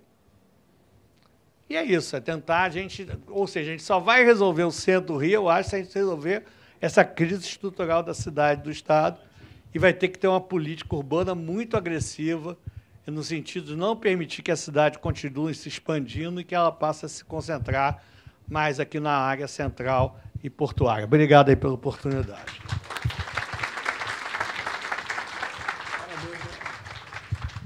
Oi. Agora vamos chamar, por último, o nosso último apresentador, Carlos Fernando. Mas não, antes disso, gostaria de lembrar a todos para escreverem as suas perguntas, que logo após a apresentação sucinta do Carlos Fernando, nós teremos a parte de perguntas em relação aos palestrantes. Obrigado.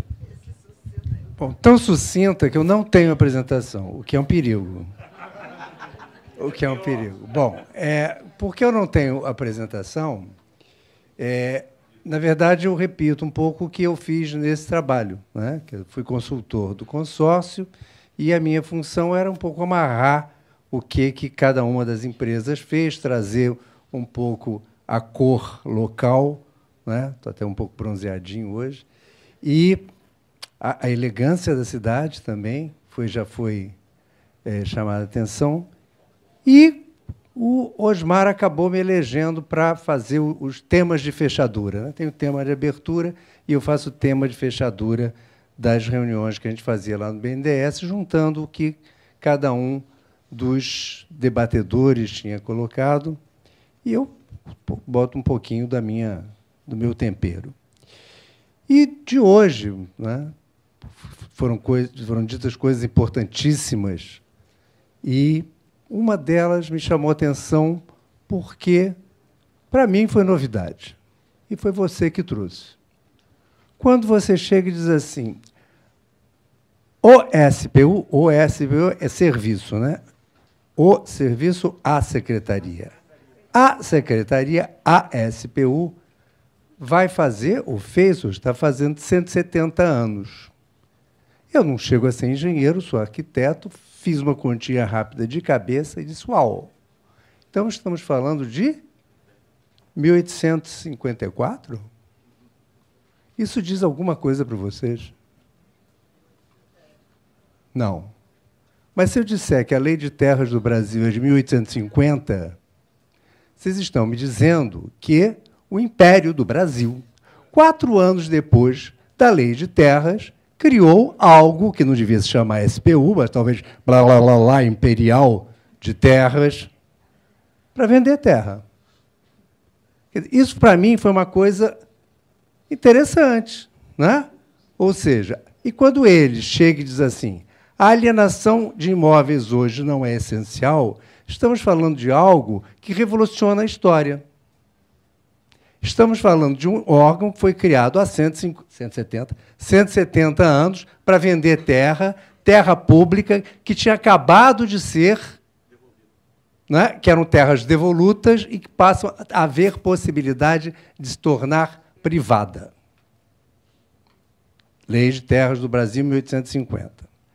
Ao mesmo tempo, naquele momento, estamos falando da expansão cafeeira, né, que é algo que a gente vai pegar, e aí não vou discordar, mas eu vou aditivar quando o Mauro chega e diz assim, a decadência começa com a transferência da capital. Eu digo, não, isso foi a pá de cal.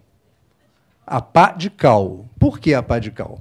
Porque quando o café entra no Planalto Paulista, a produção de café do Brasil passa de 1 para 15. E o Rio de Janeiro, neste momento, começa a perder substância política, não política, mas econômica, porque a transferência de capital, a criação de capital, a formação de capital em São Paulo é exponencial.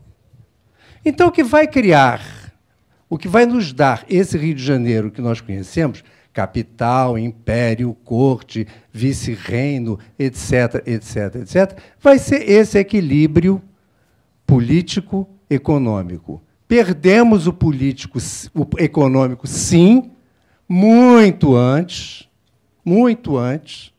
e nos mantivemos como teuda e manteuda. Não sabem o que é isso? Vamos procurar. Teuda e manteuda. Aí o Osmar lembra quando diz assim, a União foi um amante ruim, porque foi embora, abandonou e não botou a chave por debaixo da porta. Não é? A chave dos imóveis. Tínhamos tudo aqui feito pelo... como é, blá, blá, blá, blá. Mas eu chamo a atenção para um fato. Esse Rio de Janeiro não é só criado pelo fato de ter corte. Talvez nós sejamos o lugar do mundo que tem maiores transformações geográficas que eu conheço. Se tira e destira Morro e a Terra Bahia, como lugar nenhum. É impressionante. E eu mostro para vocês, saio daqui e vou mostrar para vocês terreno vazio oriundo do desmonte do Morro do Castelo. Estou falando de 1920, lá vai. Tem terreno vazio nesta cidade, oriundo do desmonte do Morro do Castelo. Eu aprendi com a professora Glorinha que quem ocupa a esplanada de Santo Antônio, agora eu chamo mesmo, foi o segundo PND, que vai fazer este prédio, a Petrobras, o BNDES, um pouquinho mais para lá a Caixa Econômica, que depois a gente descobriu que a Caixa Econômica não era da Caixa, etc. e tal, vai ser outra história. Né? Então, é isto. Nós somos uma cidade formada por sua capitalidade, certamente, mas por uma profunda, e exatamente por isso, transformações geomorfológicas impressionantes. E aí isto vai gerar o quê? Vazio urbano, imóvel urbano, vazio, não sei o que é vazio. Quer dizer, as coisas vão se abandonando e nós, urbanistas, não aprendemos a fazer urbanismo neste quadro. Qual é a nossa resposta? Imediatamente criar mais vazio urbano. Então, quando chamam o BNDES para entrar nessa história, que é uma história que tem 170 anos, impressionante, né? E aí eu brinco com o Osmar, que diz, ele foi chamado para fazer o show do feirão carioca, né? Sabe o que é feirão, né? Monta aquele monte de imóvel e tal, e vamos fazer uma liquidação. Era um feirão carioca. E ele consegue, até porque houve, certamente, uma mudança histórica, uma reversão desse processo, era só para alienar, sim, não é? E temos, no ancien regime, vamos chamar assim, era uma ideia de vender cento e tantos imóveis. Gente, o PGC, Palácio Gustavo Capanema, estava na lista. Preciso lembrar você, estava na lista. O PGC, que para nós arquitetos e que mexe com patrimônio histórico, que é o meu caso, é quase que um tapa na cara. Vai fazer o quê dali? Ah, sei lá. Eu sempre vai faz um boliche naquele, né? Naquele anexo, naquele térreo. Não fica bom um boliche ali? Faz um boliche. Ou seja, era um descalabro. Então, isto foi revisto, não é? E acho que o Álvaro, quando ele apresenta rápido, não é, o master plan e dá os fundamentos, eu acho que estamos trabalhando com isso. Não é? Quer dizer, é uma reversão histórica, vocês podem não ter percebido, mas é. E a transformação de o feirão carioca num master plan, que todo mundo aqui, urbanista, sabe que o master plan não é exatamente isso, mas é certamente uma maneira de costurar, de criar sinergias, de trabalhar algo que o Manuel nos trouxe hoje, que é a contaminação positiva. Ele não deu esse nome, mas aquilo que você quis dizer, quando a gente faz aqui, mas acolá também, não sei o quê, contaminação positiva, que é, então, criar esta sinergia com este tipo de escolha. Foi feito, sim, foi feita uma peneira, foi feito um filtro. Desses 100, quais são os 45 que dão retorno? E aí o retorno não precisa ser só monetário, nem né, financeiro, mas há todo um tipo de retorno da ocupação cultural, de trazer morador. Não é? Quer dizer, a ideia de que o centro... E aí eu quero deixar claro, se encher de muito morador, ele deixa de ser centro, passa a ser bairro. Né? Porque a gente tem que discutir o que é o centro do Rio de Janeiro hoje, onde foi parar o centro do Rio de Janeiro. Eu brinco que boa parte dele foi para Nova York, muita grande parte dele foi para São Paulo, e alguma coisa também foi para a Barra da Tijuca. Né? Esse movimento, quem falou disso? O Chicão. Né? Falou, este movimento, a cidade não cresce, a cidade se muda, e ela se muda em dois grandes movimentos. A classe média se muda para a Barra, e a classe pobre se muda para a Zona Oeste, mais Oeste ainda.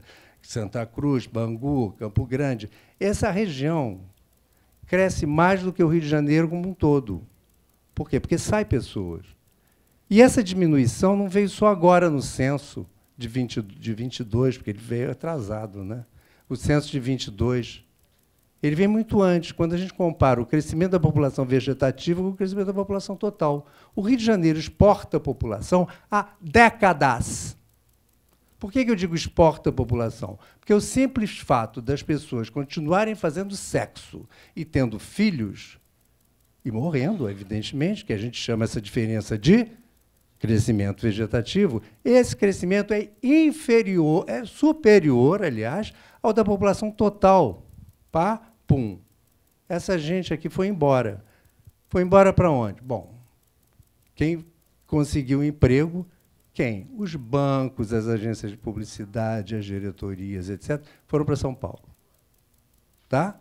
E quem perdeu o seu emprego porque fecharam as agências dos bancos, porque acabou caixa, porque acabou isso, acabou aquilo, foi morar um pouco mais longe. Né? Existe, obviamente, uma periferização da pobreza. Quanto mais longe, mais pobre. Então, vocês veem que tem uma coroa circular, uma coroa periférica da cidade, que continua crescendo. Continua crescendo por conta dessa alteração, dessa mudança de... Eu ainda tenho 5 minutos? Vocês me aguentam 5 minutos? Isso é impressionante. Bom, mas, enfim, eu tenho 5 minutos ainda para ficar enrolando vocês. Porque eu não tenho apresentação. Bom, mas, enfim, mas eu acho que eu vou até acabar antes, porque eu vou dizer isso. Acho que os problemas do Rio de Janeiro são estruturais, são antigos, são de difícil reversão. Eu acho que Mauro nos traz uma série de pontos muito importantes. Não é? E uma que eu queria dizer muito importante também é a questão do porto. Eu fiz lá na CAERJ uma palestra recentemente mostrando a importância do porto historicamente no Rio de Janeiro. O Rio só existe porque ele é porto. Não é? Então, a ideia de que a gente tem que trabalhar também as funções portuárias, eu colocaria na sua lista. Não é? Por quê? Porque a gente copiou, mais uma vez, modelos internacionais, não é? De que havia uma alteração das práticas portuárias, o que é verdade, no mundo inteiro, deixou-se carregar saco nas costas e passou a se chamar portos graneleiros e containerização. Isso faz com que se libere áreas de armazém, mas não de retroporto. Então, a gente abriu mão disso, né? Prometeram a gente que o Porto do Rio de Janeiro ia acabar, porque o Porto de Sepetiba ia ser o hub portuário do Atlântico Sul. de Sepetiba, por conta de uma falha geológica que temos na plataforma continental, etc., etc. e tal, e abandonamos essa possibilidade, e hoje nós temos container ao longo da linha vermelha até a Ilha do Fundão. Não é? E, enquanto isso, estamos trabalhando com uma ideia importadíssima, né, de revitalização da área portuária. Hoje ela é importante e ela concorre, inclusive, com esse nosso centro. Ele é concorrente. Porque, se eu quero trazer população para o centro do Rio de Janeiro, eu estou fazendo quase que uma nova cidade, né, quase uma nova Brasília, na área que poderia ser o retroporto do Rio de Janeiro. Não é? Porque não aconteceu. Não aconteceu por uma série de fatores que eu não vou entrar aqui nesse mérito. Né? Bom, enfim, então eu acho que isso é outra coisa que a gente tem que pensar também, nessa função portuária do Rio de Janeiro que paga ISS para burro. É um dos grandes contribuintes de ISS é o porto. Né? Então, eu vejo isso de uma maneira positiva e que eu acho que a gente tem que olhar com mais carinho e parar de importar ideias, pelo menos sem tradução, não é? Porque revitalização significa dar vida a alguma coisa que está morta. E eu sempre digo que é melhor você usar a expressão reordenamento, dar uma nova ordem, é uma coisa. Que eu posso gostar ou não gostar, mas eu vou dar uma nova ordem a alguma coisa. Quando você arruma o seu armário, você está dando uma nova ordem. Agora, não venha me falar que revitalização, que isso significa dizer que aquilo estava morto, e não estava. Eu posso também não gostar do estilo de vida que tinha lá, mas isso é outra coisa. Bom, então, eu fico por aqui, né, terminando, sim, aí com os agradecimentos finais. Não é? Primeiro, agradecer ao BNDES, que teve essa, digamos, essa boa ideia, né, de criar esse departamento, superintendência, não sei o que o Osmar manda lá, de ativos imobiliários, porque, vamos combinar, que 90% de uma cidade é feita de imóveis. Não é? Então, você está trabalhando com 90% do espaço urbano e da área construída de qualquer cidade. Então, o que parecia óbvio para os arquitetos e urbanistas, chegou lá. Beleza, antes tarde do que nunca. Chegou e tenha vida longa e próspera. Agradecer, obviamente, ao CAL, e aí eu agradeço na presença da nossa presidente nacional, que está aqui. Vocês não sabem o que significa, essa mulher manda pra cacete. Ela é presidente do Conselho de Arquitetura e Urbanismo do Brasil. Né? Então, agradecer ao CAL por essa iniciativa e tal, agradecer a quem, enfim, aos demais palestrantes, né? Ao SPU, que é o dono das chaves, né? e que há 170 anos é dono das terras do Brasil, talvez não saiba disso, né? Mas é. Enfim, e agradecer a presença de vocês, né? Que, obviamente, são a razão primeira e última de se ter feito esse evento. Não é? Muito obrigado a todos. Obrigado, meu xará. Devolvo-lhe o microfone para as últimas, aí sim, as minhas são as penúltimas, as últimas palavras. Um abraço.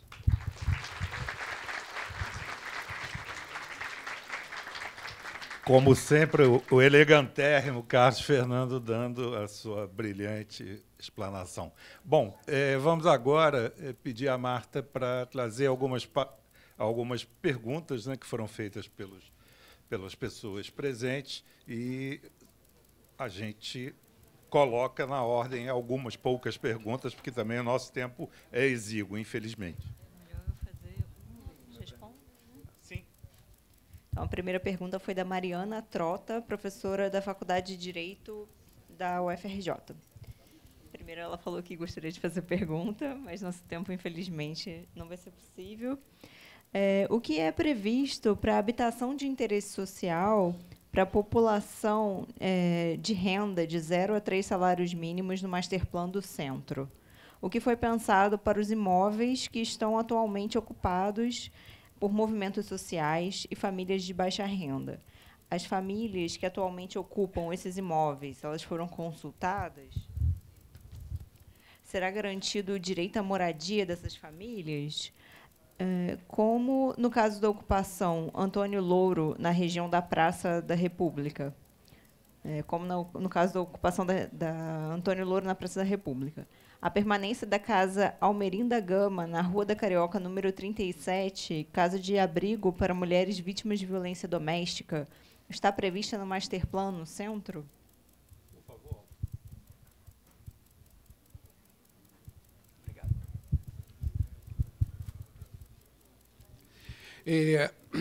Bom, vamos lá.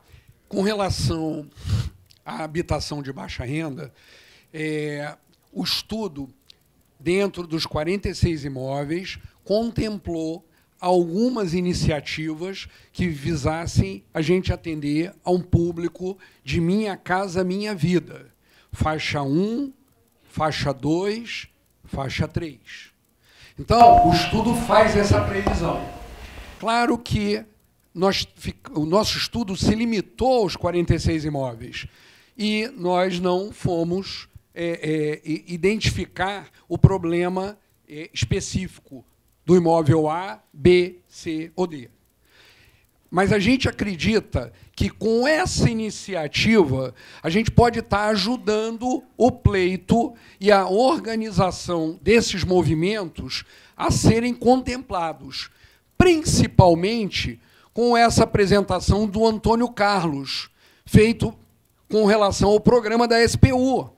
Porque esse programa vai estar trazendo imóveis da União que vão ser discutidos usos e atividades para eles. Então, eu vou fazer uma tabelinha aqui com o Antônio Carlos, João Carlos, para que a gente contemple essa resposta. A pergunta é muito boa porque ela vem na direção do que eu tentei passar aqui para vocês. Eu mostrei um slide que estava ali, que foi, Carlão me corrija, a Rua Sara, que era um imóvel que tinha uma demanda popular de anos de ocupação. Aliás, está se desenhando uma solução que já está prevista em lei, que são aproveitar os imóveis ociosos também da carteira de imóveis do Fundo Garantidor da Previdência, os imóveis do INSS, que passarão para a gestão da Secretaria de Patrimônio da União, e aqueles que tiverem vocação social entram no programa naquilo que é linha 1. Então, não deu para entrar em detalhes aqui, mas os movimentos sociais submeteram à Secretaria os seus pleitos de que tais imóveis entrassem no programa de regularização. A Rua Sara, aqui uma ocupação antiga, é um dos primeiros que foi aqui no Rio de Janeiro. Em outros estados já aconteceu, mas a Rua Sara no Rio de Janeiro é um dos primeiros que entra nessa linha de redefinição, ressignificação desses imóveis já ocupados. Obrigado, João. Por favor, Marcos. A próxima pergunta é do Gabriel Soares, da CEPLAG de Niterói. Na exposição sobre o Masterplan, citou-se o IDHM como parâmetro a ser melhorado por meio das ações propostas. Contudo, não é citada a Agenda 2030, que atualmente norteia as políticas públicas de diversos entes públicos. Sendo assim, de que forma a Agenda 2030 e os ODS pautaram o desenvolvimento desse projeto? Essa é a primeira pergunta. Tem mais uma pergunta. O projeto para a Estação Leopoldina significa a exclusão de uma ideia inicial de conexão Rio-São Paulo via trem de alta velocidade?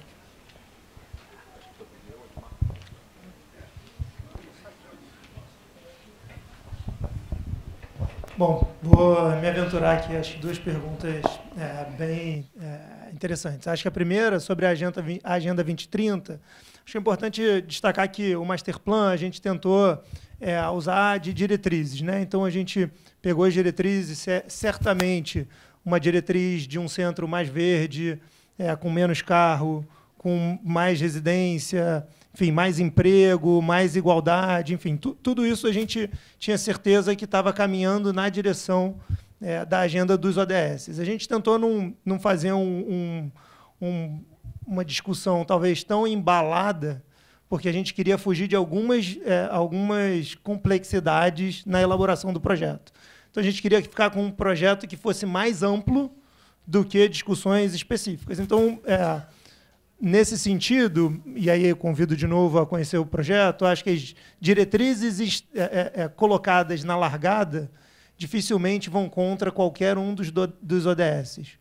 Mas a gente tentou não entrar nesse embate para alguém pegar e falar não está exatamente descrito como ODS XYZ, porque senão a gente ia cair num debate que não era o que a gente pretendia e, eventualmente, a gente ia fugir daquilo que a gente pretendia discutir dentro do projeto. Mas, assim, posso falar com muita tranquilidade, o banco tem um departamento só sobre essa agenda, todos os projetos precisam passar por esse departamento e, enfim, conhecem profundamente o conjunto de propostas que a gente fez aqui, então acho que a gente vai nessa direção. Sobre a Leopoldina, e aí, enfim, não posso nem falar sobre a Leopoldina, o João certamente pode falar com mais propriedade, porque é o proprietário, né? Mas acho que, primeiro, assim, de novo, é uma agenda de longuíssimo prazo que a gente tem para o Rio. O ativo está lá hoje, ele está numa situação que ele não tem uso nenhum. Dar algum uso para ele, enfim, criar um projeto, etc., é trazer alguma possibilidade ou algum conjunto de possibilidades. Seria ótimo que a gente tivesse umas 10 possibilidades para discutir e tomar uma decisão de qual é a melhor. Você vai ter residência com trem de alta velocidade, residência com trem de baixa velocidade, residência sem trem, enfim, aí a gente pudesse tomar essa decisão. Hoje, o que a gente vem brigando é para que a gente consiga construir alguma possibilidade, né? Então, eu acho que existem certamente alguns pleitos, e aí o João talvez possa falar melhor, alguns pleitos para o uso daquele terreno, porque é mais do que só o ativo, né? A Gare e o prédio histórico é só um ativo num terreno de 125 mil metros quadrados. Mas daria para fazer muita coisa, e aí tem uma priorização do governo federal, que é o proprietário, junto com a sociedade civil por meio daqueles fóruns que o João apresentou aqui, junto com a cidade, né, representada pela prefeitura. Então, acho que é uma construção de qual é o uso que mais interessa na conjuntura desses fatores. Sem nenhum problema, se o prédio histórico e a Gare continuarem funcionando, de que daqui a 30 anos alguém decida voltar a ter um trem ou colocar alguma outra coisa, não posso utilizar aquela estação que é numa posição central. Obrigado, Osmar. Eu acho que é importante o João dar uma complementada em relação a isso, principalmente colocando a questão dos fóruns. Eu acho que é importante que nós vamos ainda consolidar o fórum aqui no Rio de Janeiro, e essas discussões certamente vão ser permeáveis a toda a sociedade em relação a isso. Ok, eu não saberia ou não poderia dizer com segurança a questão do trem de alta velocidade em relação à antiga Leopoldina. A SPU passou a administrar as áreas, os imóveis e as linhas férreas que foram desativadas da antiga rede ferroviária federal e de outras linhas. A Leopoldina, e às vezes tem uma dificuldade técnica de a gente pegar, só como exemplo para você, precisou ser desmembrado da matrícula daquele terreno, porque a matrícula pegava aquela estação e ia em direção a Minas Gerais. Então, às vezes, a gente recebe um terreno hoje que a matrícula está numa cidade lá de Minas Gerais e você quer apenas uma parte. Então, tem uma complicação cartorial, tem uma complicação de desmembramento, é um complexo. Mas aqueles são em torno de 125 mil metros, aquela área aqui da Leopoldina, Barão de Mauá. Tem tem uma ação civil pública que obriga o Estado, o município, a SPU, e agora com parceria com o município, de fazer uma recuperação daquele projeto, recuperar o prédio histórico tombado. E, nesse primeiro momento, já está sendo passado para o município a guarda da área como um todo e a cessão daquele primeiro do edifício e mais a parte imediatamente atrás, onde o projeto de recuperação faz todo um projeto de implantação de novas funcionalidades para ali. Como é que está sendo feito isso? E aí vou chegar à questão do fórum. Foi feito um acordo de cooperação técnica entre a SPU e o município, em que uma equipe prioritária vão definir juntos uma equipe paritária vão definir junto quais são as diretrizes para o uso destes imóveis. A recuperação da estação pode prever a colocação um centro cultural, a instalação de um instituto de ensino ou alguma outra unidade que venha a ser discutido ali a cargo do município. O que tem no desenho do programa que eu mostrei é que está previsto em decreto e já está sendo portariado a criação dos fóruns regionais, que dão voz aos movimentos. Então, quando se pergunta aqui, e as casas e os moradores ocupantes, não sei o quê, vocês estão em voz para falar isso nesses fóruns. A Rua Sara é uma parte disso. A gente, em cada estado, a coordenação central do programa está catalogando todas essas demandas, as demandas de ocupação, as demandas de... Eu só te dou uma informação, João. A autorização para implantação dos fóruns pelo Secretário Nacional, ela saiu hoje de manhã. Então, a gente já está autorizado a fazer... implantar os fóruns estaduais, inclusive o Fórum Rio de Janeiro. Né? E vai definir tudo isso que você está falando aí. Obrigado, Carlos. Senhores, vamos mais uma pergunta, por favor? Sim. Não, só fazer uma questão, gente. Isso é um pouco mais enfático do que eu fui. Nós temos uma cidade e um estado com uma crise muito grande. Me preocupa muito quando se diz, não, com o INPA já se resolveu muito a questão da inovação na cidade do Rio de Janeiro. Não. Ou nós vamos ter, e aí eu tenho o maior respeito do mundo pelo Chicão, mas o Chicão é um liberal na economia. Ou nós vamos ter uma política da prefeitura muito forte para inibir expansão, para estimular políticas aqui no centro, para ter habitação popular, para quem está ocupando imóvel ter o seu título, outros imóveis poderem ser usados por pessoas que não têm onde morar. O que eu estou dizendo é que a Prefeitura do Rio de Janeiro, Manuel, ela vai ter que ser ter uma postura muito, muito mais indutora do que provavelmente o Chicão Bulhões gostaria. Aliás, o projeto que deu certo, que é o do Galeão, e a Prefeitura tem um bom texto, e aí deram várias voltas lá para explicar, Glorinha, que não ia ser pelo livre mercado, e que tinha que limitar o Santos Dumont para o Galeão crescer, precisava ter coordenação pública. Ou seja, vai precisar ter uma coordenação pública muito forte, ter dinheiro público, ter política pública para, de fato, mudar essa situação atual do centro do Rio de Janeiro, senão não vai mudar. Esse aqui é o ponto. A gente precisa definir que política é essa da Prefeitura e toda ela que precisa ser feita e as articulações. Sem dúvida. Segundo, só mais uma coisinha. Segundo o Carlos Fernando, todas as estatísticas que eu reuni para minha tese de doutorado do Lessa mostram que o Rio de Janeiro até 60, ele cresce igual ao Brasil tirando São Paulo. E quando você cita, por exemplo, setor financeiro, publicidade, tudo isso é pós-60. Ou seja, até 1960, por todas as estatísticas disponíveis, embora algumas teses de doutorados anteriores que vinham da Unicamp falavam na crise do Rio a partir de 1920 que São Paulo, de fato, explode a partir do Complexo Cafeeiro, mas o fato é que o Rio nunca foi só uma cidade, uma Manteúda e Manteúda. A cidade do Rio de Janeiro nunca foi só Washington. A cidade do Rio de Janeiro, historicamente, é muito mais Nova York do que Washington. E setor financeiro, setor cultural, e cresce. Todos os trabalhos também de João Paulo, do caso Américo Pacheco, mostram que até 60 a gente acompanha, do ponto de vista econômico, a trajetória nacional. Por último, eu acho que o porto do Rio tem que ser pensado, gera muito ISS, mas eu sempre tenho uma preocupação metropolitana. E por que Itaguaí não virou um hub port? Porque, na verdade, nada deu certo no estado de Janeiro nos últimos 30, 40 anos. Nada. Não é só Itaguaí. É o Comperj, não foi só por causa da Lava Jato, não é existir do mesmo jeito. E a gente precisa pensar o Porto do Rio, o papel dele, e colocar isso, é verdade, mas pensar isso também articulado ao terminal de contêiner Itaguaí, porque a indústria adora se instalar em retroárea de porto. E aí, Itaguaí tem muito mais retroárea para tratar ainda indústria, o Estado de Janeiro precisa se industrializar, do que o Porto do Rio e também o Açu.